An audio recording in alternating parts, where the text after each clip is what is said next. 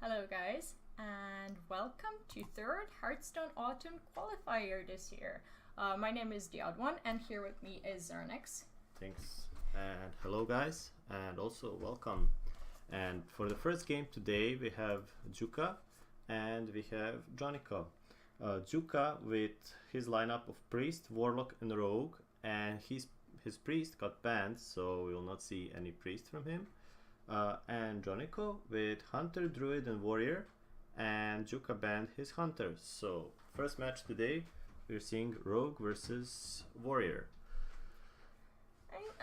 A pretty good start, and here we see that Johniko is playing the Quest Warrior, and Rogue is playing the Prince with a Prince present on turn 2. Rogue, yeah, which is a huge pickup.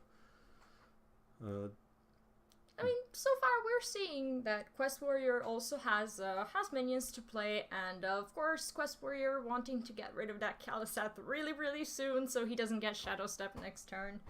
That is true, but he already utilizes the 4/4 patches as we see here, which is quite a huge pickup from the deck. Also, I think the Taunt Warrior is slightly favored in this matchup, just because it doesn't run out of steam early as Rogue, but as we all know, Rogue can put up a massive boards, a huge tempo, and tend to overrun the control decks before they even start controlling the whole situation. So yeah. Basically in early to mid game. There are some speculations about actually keeping the Quest versus Rogue. The same thing with Hunter, for example. When a Quest Warrior is playing versus a Hunter, they tend not to keep their Quest, and the same thing is kind of going on with the Kaliseth Rogue. But here we see Johniko playing for his win condition, keeping it, and having the taunts to play. I'm guessing the board from Juka is getting kind of wide, and I'm pretty sure Johniko is soon gonna start wanting to get those whirlwind effects, the brawls, to be able to get rid of it. But so far, the Rogue is not running out of steam, and we here see the execute on the patches, which doesn't really feel good. Yeah, when you have to spend a 2-cost premium removal on one drop that you get, and also we see here that Dragon is paired up with 3 minions on board, which means the +3 attack will land on some of the minions. So here we see a very explosive Rogue. And this is pretty... No obvious way to deal with the board, and exactly what we talk about. Like, yeah. Tends to overrun the control decks before they can start like really working on like turn 8, 9, 10, and like outlasting the opponents. Here we see a lot of taunts in Warrior's hand, but no time to play it because he needs to armor up. So this might just be a really close and you know, very decisive win, I may say, win, and a GG. But unless Warrior finds some miraculous way to deal with all of this, yeah, I don't know what it will take. And he decides not to expand to Edwin, which he does actually, yeah. Even for a moment. Even if Warrior brawls, he still have one minion that is surviving, and that's enough to kill him. That might be a huge minion, and here we don't see enough mana for the brawl, and we see another Ghoul being picked up, so this is gonna be a very fast GG for Juka. And fast 1-0. Yeah, 1-0 with his Rogue. So, we're gonna see the next game where Juka is going to try to take the semifinal series with his Warlock, and we still have the already seen Taunt Warrior from Johniko and a Druid.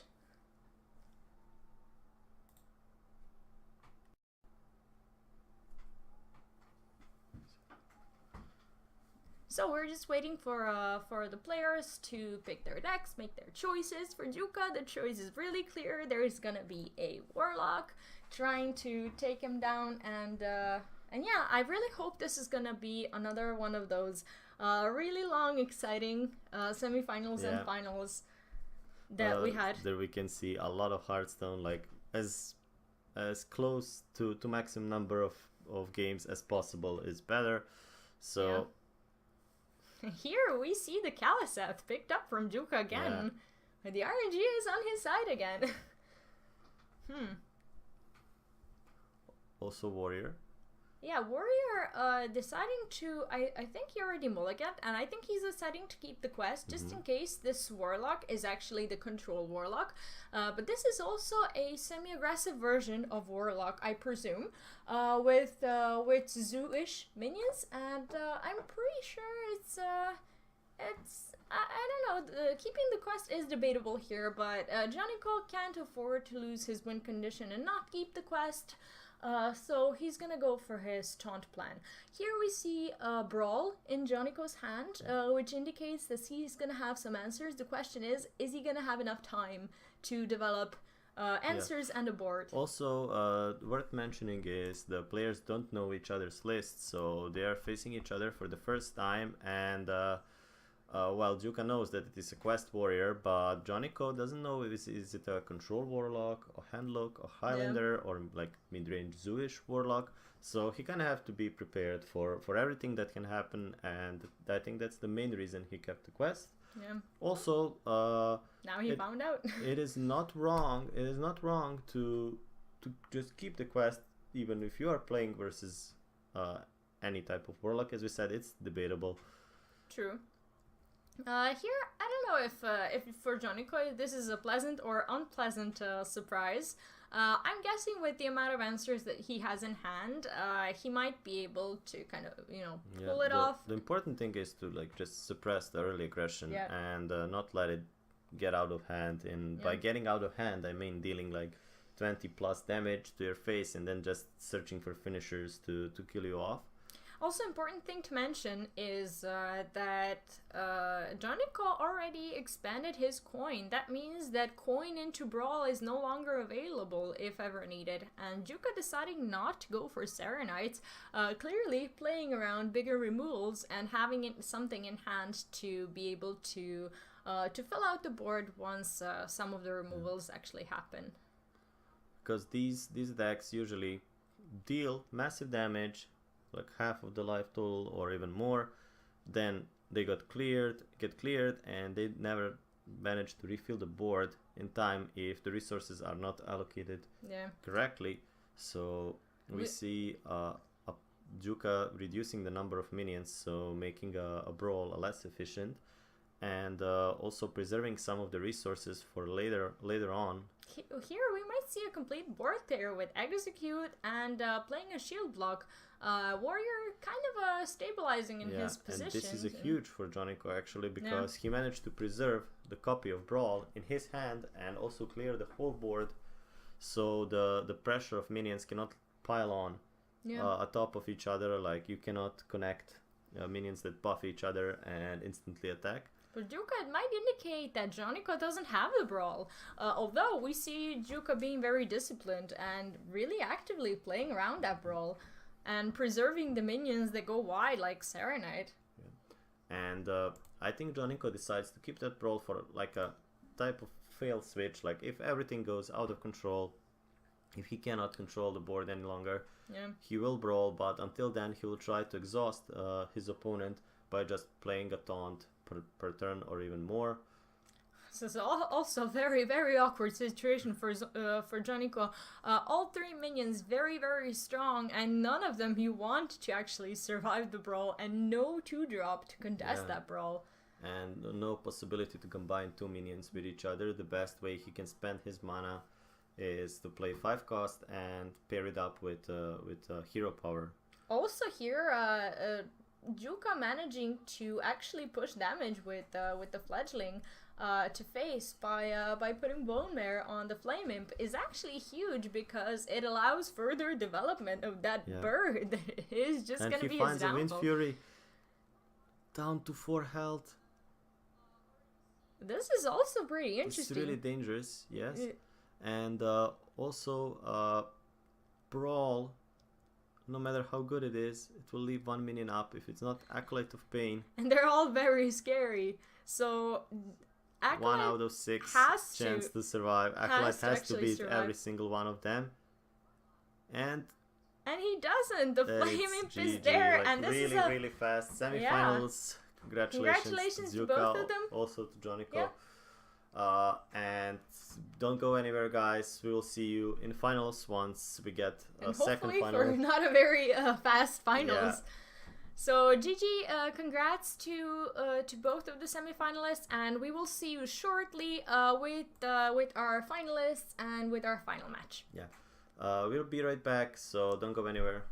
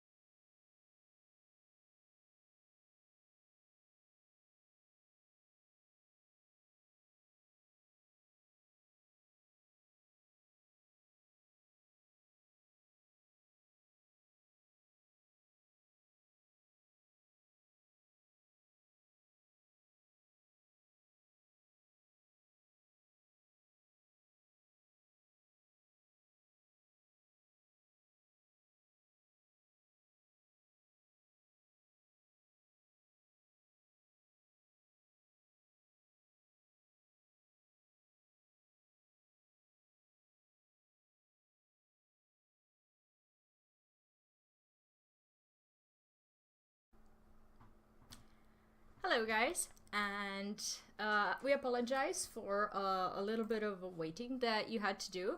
Basically, we had a little situation in the semifinals.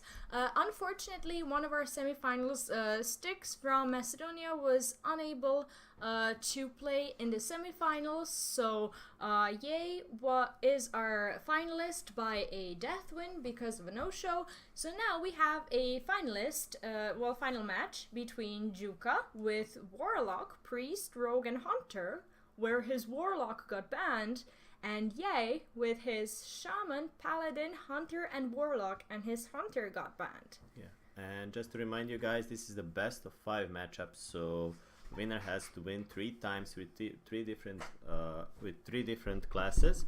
And also, for some of you who might don't know what death means, it's a win that you get when your opponent doesn't show up, but the way you get it, you have to wait for your opponent for more than 15 minutes after you after you issue him a warning.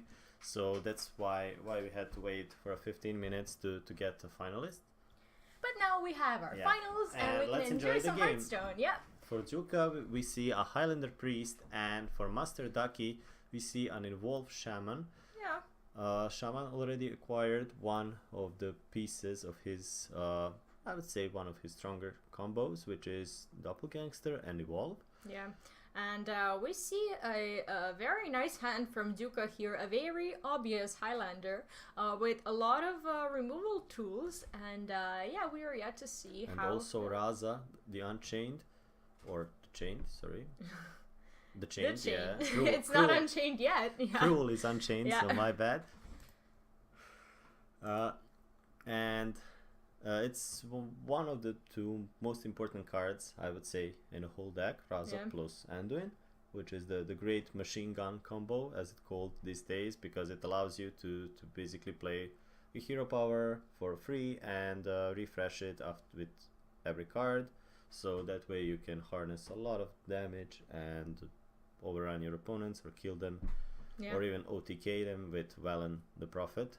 Here we see a Kazakus. I wouldn't even be surprised to see a 1 cost there because of the low health of the minions, but he's going for a 5 cost and probably hoping there is no Bloodlust on the other side on the next turn, which is completely understandable. And yeah, let us see. Let us see the potion. So Polymorph random minion, summon 2 friendlies, not a very good one. I am thinking he really wanted something else out of that. 4 damage to and everyone. We see a Bloodlust being picked up from Master Ducky.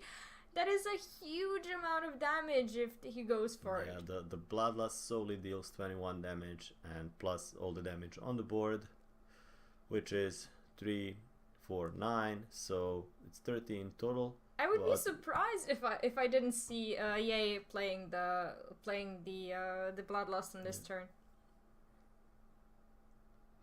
He doesn't have the exact trades on 3-5.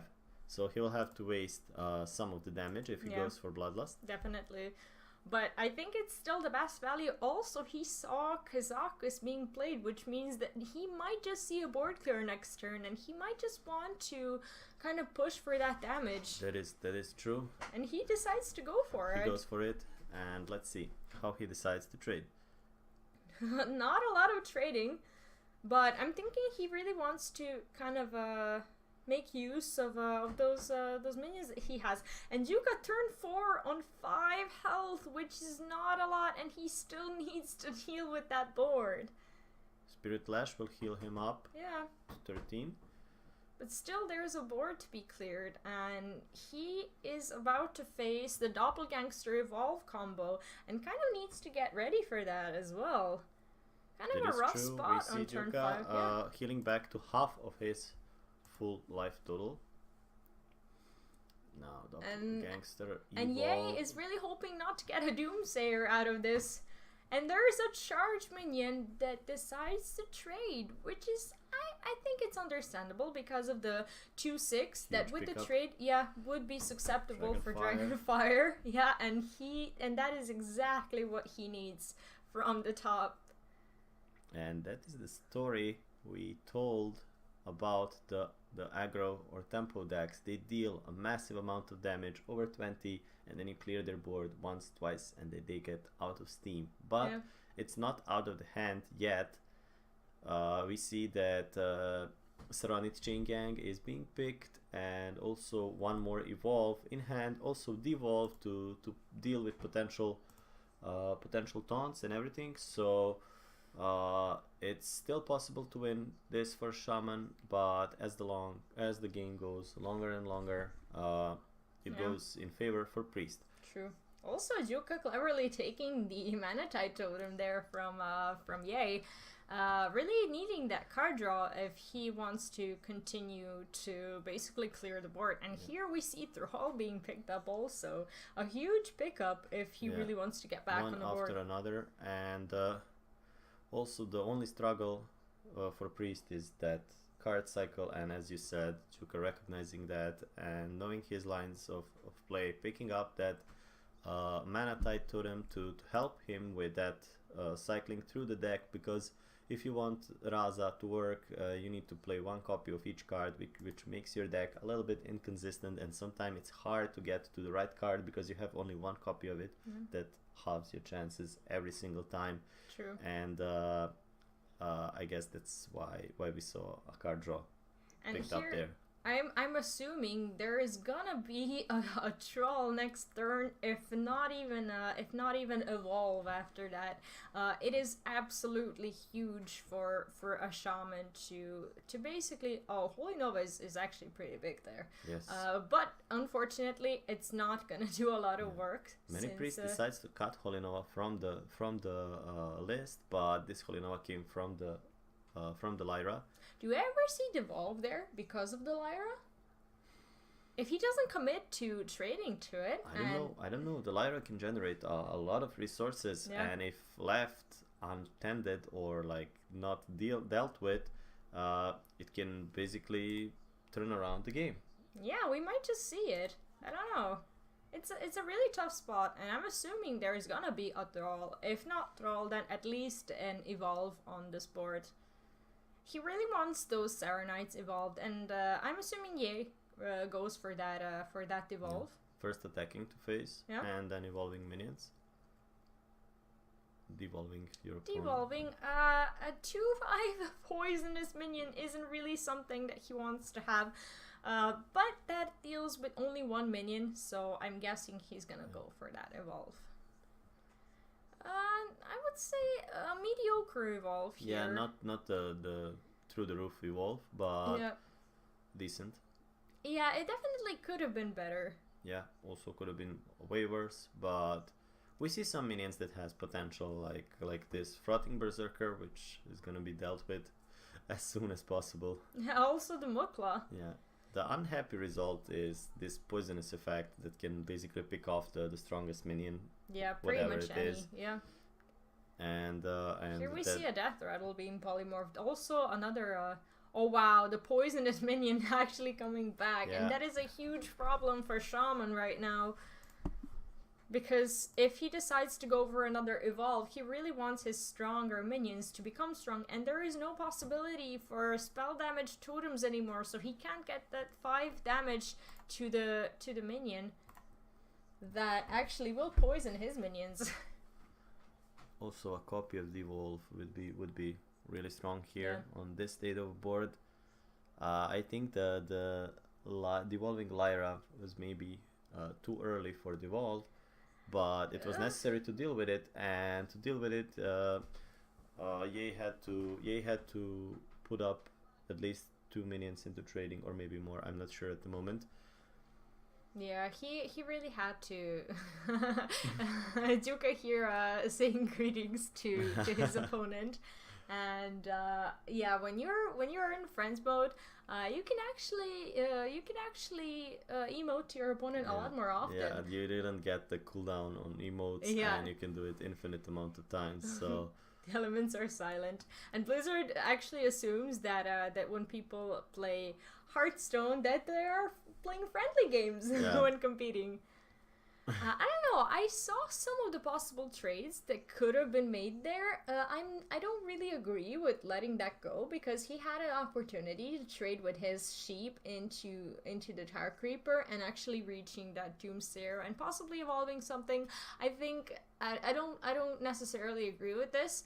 But here we see a possibility to remove Raza with the Jade Lightning and But Maelstrom. all in all, this is still a really comfortable position for Priest. He really came back from that that we amount see of damage. a full hand of useful spells. Yeah. I would say, like, really useful. And also Prophet Valen being picked. The only thing Juka needs at the moment is Anduin, Shadow Reaper Anduin, and his tempo is complete. And he has a wide variety of tools to deal with all the boards that Shaman can come up with, and we know that it can be a lot of very different, very different boards, but even the Flame Tongue there. Yeah. Free's not really needing that early damage, and by early I mean before playing the Shadow Reaper Anduin, but still kind of deciding to go for that Flame Tongue just for the tempo, and I don't disagree with it at all. I think he really wants to. Oh, that's interesting. Hero power can be refreshed after each yeah, spell, but if he casts a spell, he's gonna get another minion. And so then no hero power left. Yeah, it reminds you of. Actually, does the minion procs first, or spell? After you cast a spell, means like that the minion has to be there after the spell finishes with casting. So if he casts Evolve now, he wouldn't get refreshed hero power, and that's something that Blizzard is working on at the moment, and the new patch will be implemented in next few days. So there's quite a few useful videos about it on YouTube. Also, if you can check it out, just not to be surprised in the middle of the game when it matters. Yeah, and it's really nicely explained, and everything is shown up. Yeah. So. And here we see the opportunity to actually draw cards with Holy Nova, and deciding not to expand too much. I completely understand that, because with that Valen in hand, he really wants to kind of keep it for the Shadow Reaper, and especially with all the small spells that he has in hand, he really wants to go for that combo. And here we see a Shaman trying to get back on the board with large minions. I'm wondering if that takes him anywhere. Yeah, I don't know, but we see Juka being ready for this. Yeah, being ready for this, and being an aggressor actually here in this matchup, and also finding all the ways for potential healing. Yeah, and I think he's actually. Oh, sorry, I meant to say for potential card drawing. No, I think this goes really well for him, and I'm wondering if there is a chance for Ye to come back from this game. According to what we see right now, not a lot of going on in his hand. A Firefly being drawn, not something you want to see drawn in the 10th or 11th turn. Yeah, and the game is developing slowly because Priest is a reactive class, and if your opponent doesn't play anything, then basically you don't play anything, and that's why the damage output is low on basically on each turn. He's digging for cards so much. But he's getting those resources and saying, when you decide to play, I will be ready and nothing will stop me. Yeah, if he even decides to devolve his board, I don't think it gets much better for him. He denies a lot of card draw. But sometimes that card draw will turn into another card drop. For example, a 4-drop that drew a card might turn into Acolyte of Pain that also draws a card if it gets devolved. So a lot of things that could happen.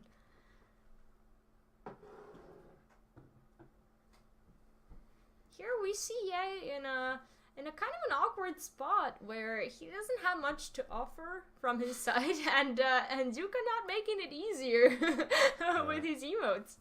I'm not sure if they squelched each other and then they're just BMing out of the blue. Empty, yeah, maybe. And we see a huge pickup. With Valen in hand, I think the only problem Priest is gonna have is room on his board and the opportunity to use his spells. And we see the heal being played. and that usually means that it will You be know what's followed coming, up. yeah. And the next turn would be probably lethal damage if Ye doesn't manage to heal somehow. Here Juka considering to play another card and expanding, and I don't think he really gets punished because, as we know, Evolved Shaman isn't really famous for running any heals. So I think if he doesn't draw anything except for the Fireflies and he keeps drawing those There Fireflies... might be a few elementals that can heal up here and there, and some taunts with healing, but it's really not enough for Valen combo. We see an evolve and devolve on the other side, which kind of deals with a lot of threats that pulls other cards. We see Yeah, no taunt in the way, and this Yeah. is gonna be a GG for Juka. Juka performing great taking match after match without losing a game. Yeah, Juka, are you gonna make are you gonna make these finals short for us? We only just got back into casting after Yeah. a little break from the semifinals. I guess this is a very He wants to show that his dominance is absolute. Yeah, very very exciting game, but this just shows how how absolutely powerful this priest can be.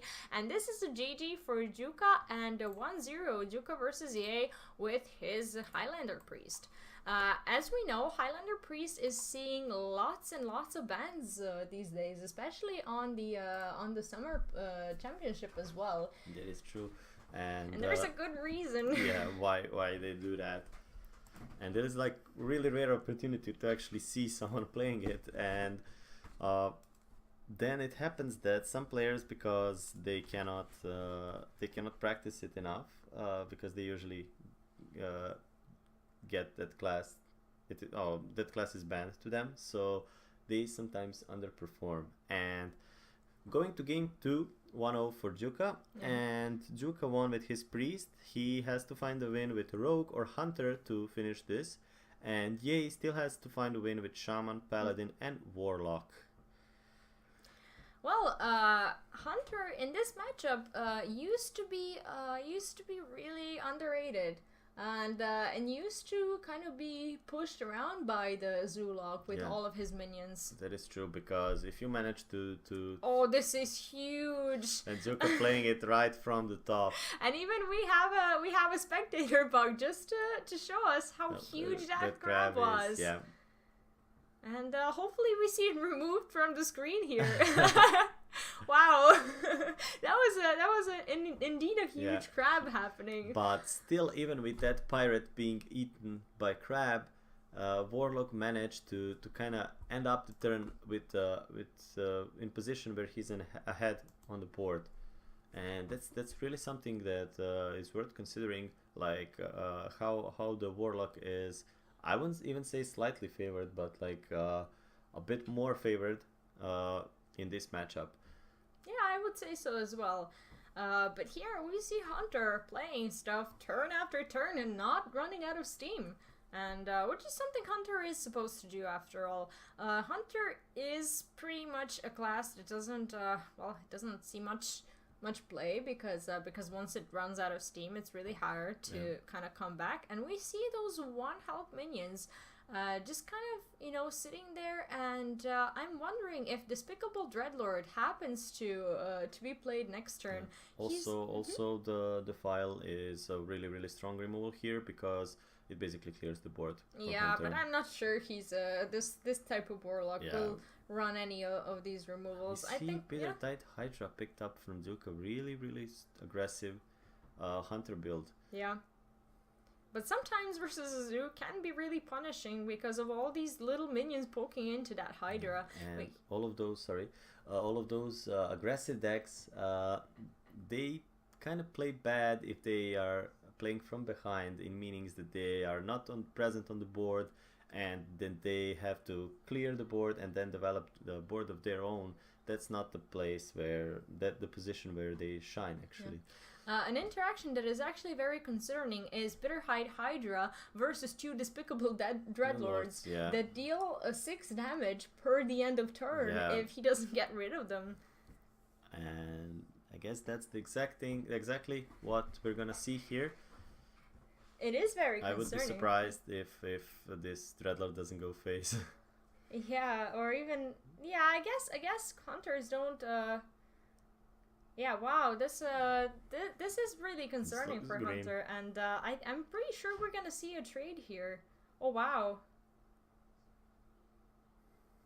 Yeah, Scavenging Hyena. Started. Yeah, Scavenging Hyena.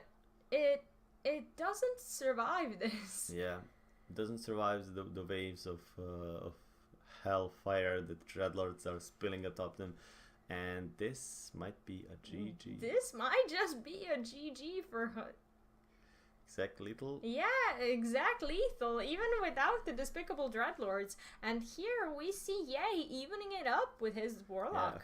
Quick tie up to 1-1. I guess we're not seeing a full sweep from Juka today.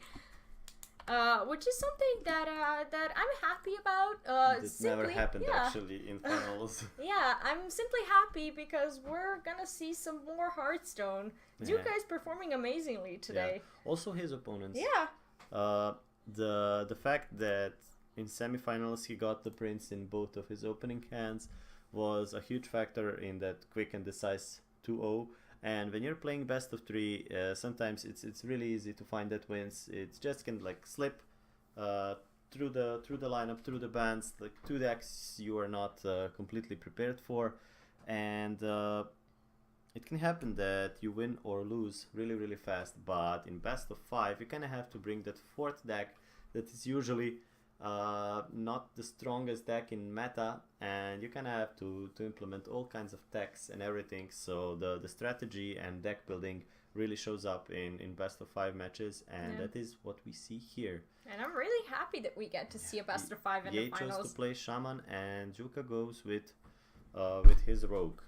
Rogue, sometimes I would say it's a very polarized matchup that could go either way. Sometimes Rogue will just run over that poor Shaman, and sometimes it will struggle so much to find a win versus Evolves. As we said earlier, like it's the deck that that plays really good when it's ahead on the board, but it really suffers when it's behind. Yeah, I completely agree. And here we see kind of a slow hand from Juka, and basically stuff to play from Yay. And I'm really wondering if he expands with his pirate, and he decides not to go for it. I'm pretty sure we're gonna see a 3-drop, something like a South Sea Captain being dropped on next turn if nothing else happens.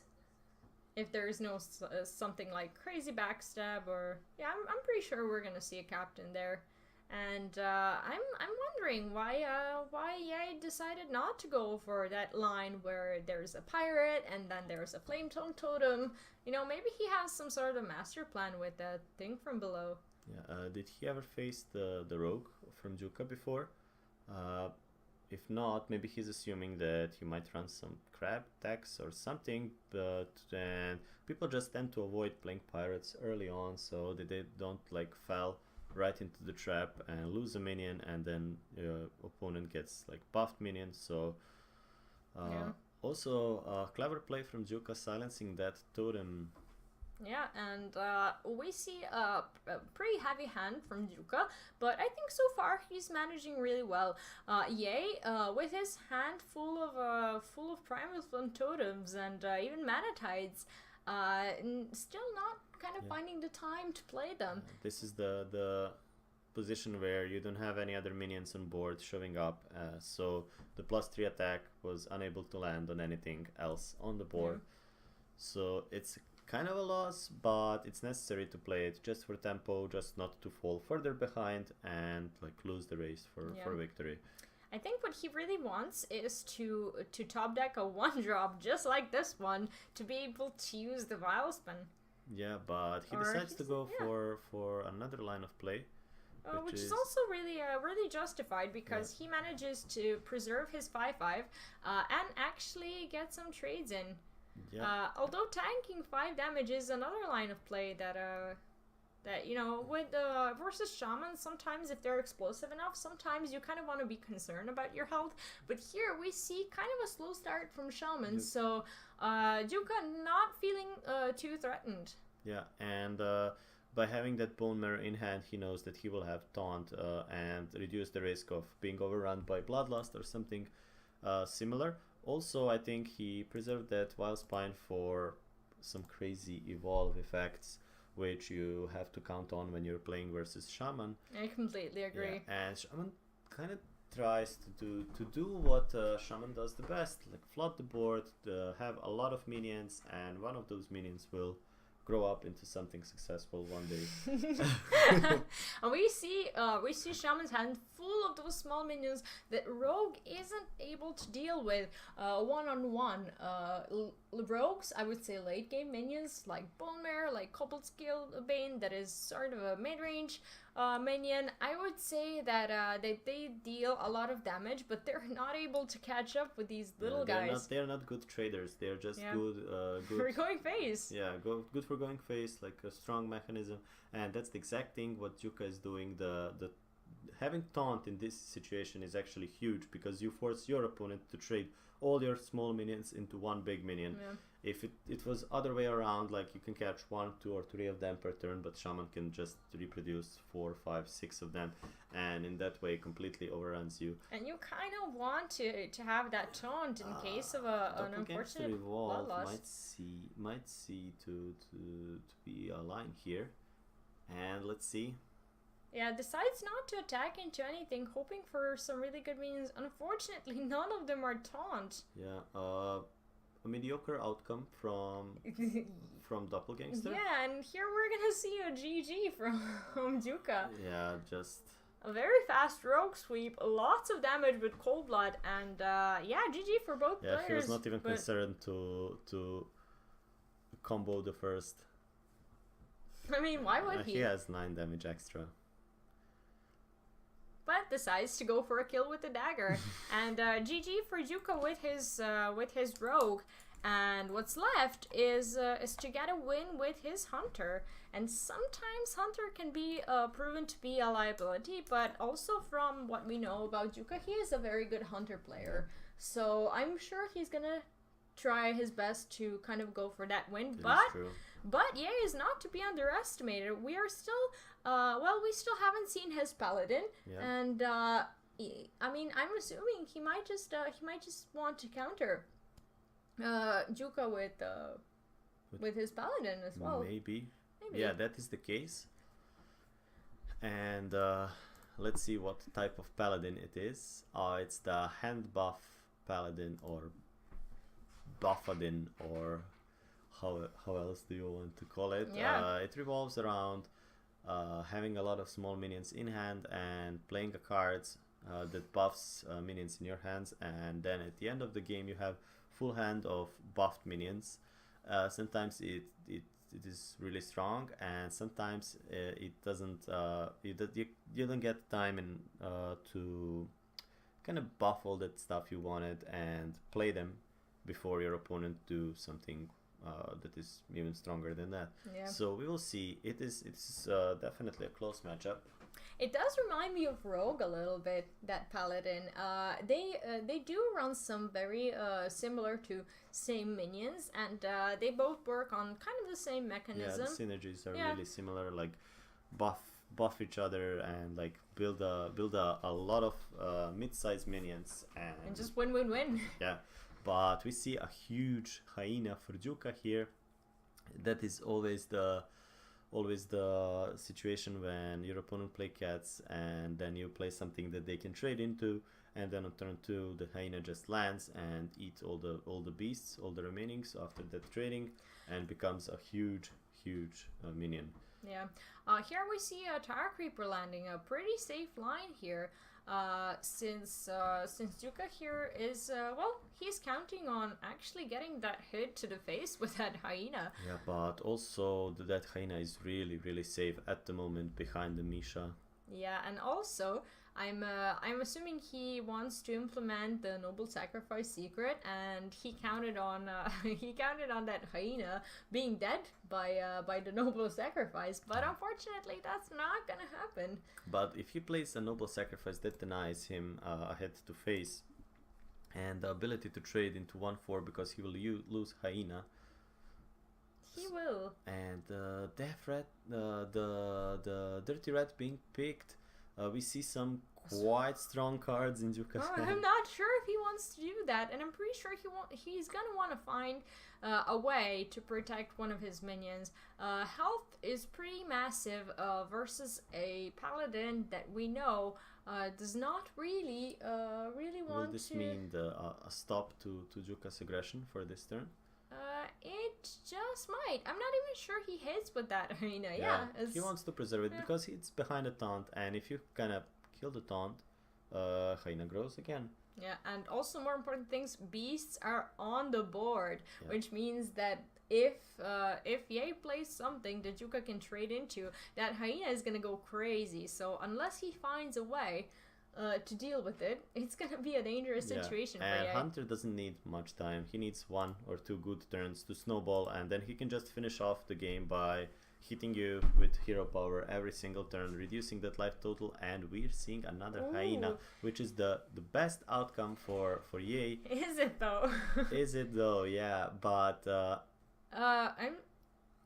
Oh, okay. He didn't attack. I thought he might have misordered those.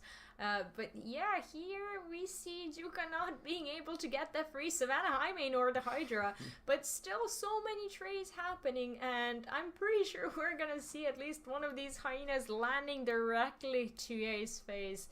It's a huge amount of damage, and there's a Hydra. It's a threat after threat after threat, and when you help a deck like that with something like Dirty Rat, you're not doing yourself a favor.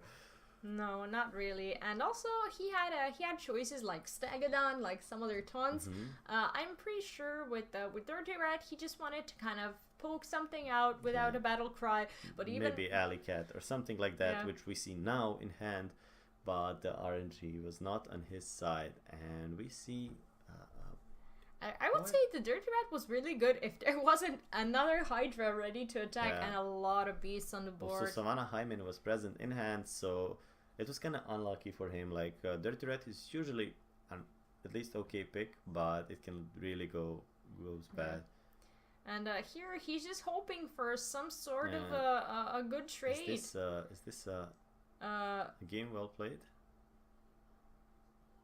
Not yet, but very close. And that's what I said, like Hunter just need that one big turn, and after that he can finish the game just with his hero power. So he basically clocked his opponent on 2 turns. Like, you have 2 turns or I will kill you, and I don't care about anything else, and I still have a huge board. And we see Juka taking the series 3-1. Congratulations to Juka, also congratulations to Ye. They both qualified for our final tournament. So they will meet again, and Ye is gonna be able, possibly, to get an opportunity for that rematch. Yeah. Okay.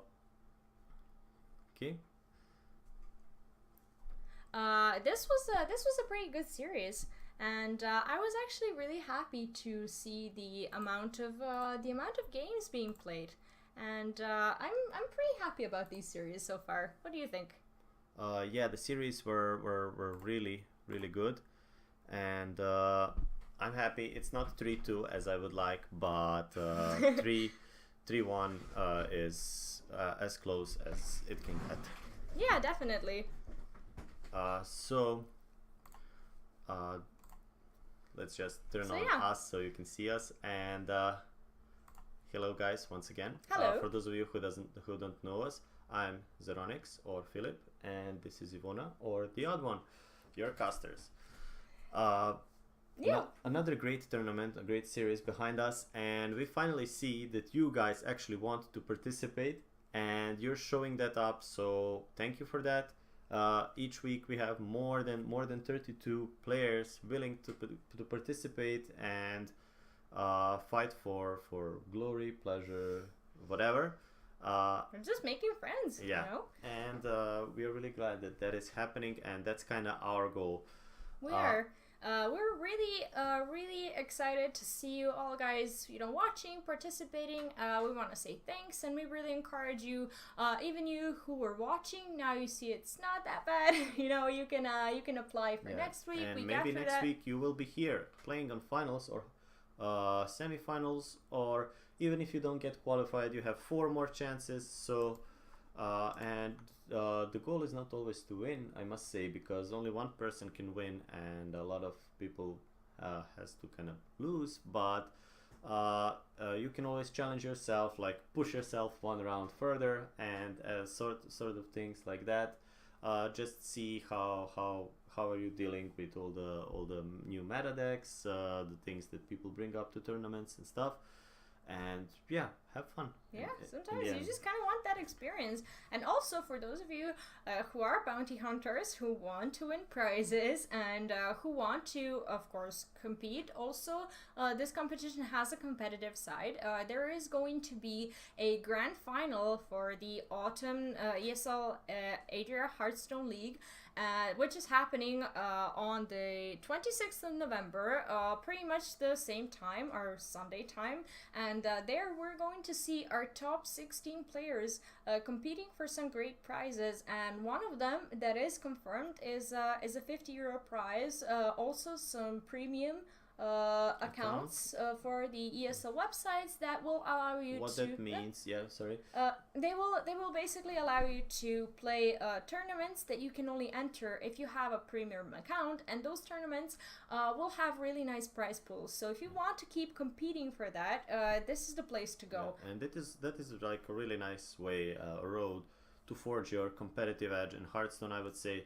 And yeah, really nice opportunity. It's free. That's one of the great things that. And also for this area, we know that we don't have a lot of tournaments, and we're so happy to be able to participate in an event like this. And basically, all of you guys are helping this become an event, and we want you all guys to feel that something is happening, that tournaments are happening. So the more of us we have, the more tournaments there will be, the better the prize pools will be.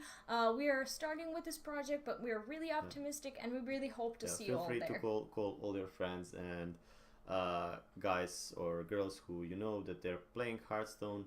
Also, feel free to drop by on this channel anytime during the week, because we are giving the info about the tournament basically every day, and just kind of stay updated on what's been going on with like Hearthstone scene in Adriatic region. So that's gonna be all for today. Once again, congratulations to Juka on winning this qualifier, and also congratulations to Yei for qualifying to final event. And thank you all for watching. Thanks, and we'll see you next week, same time. Same time. Bye.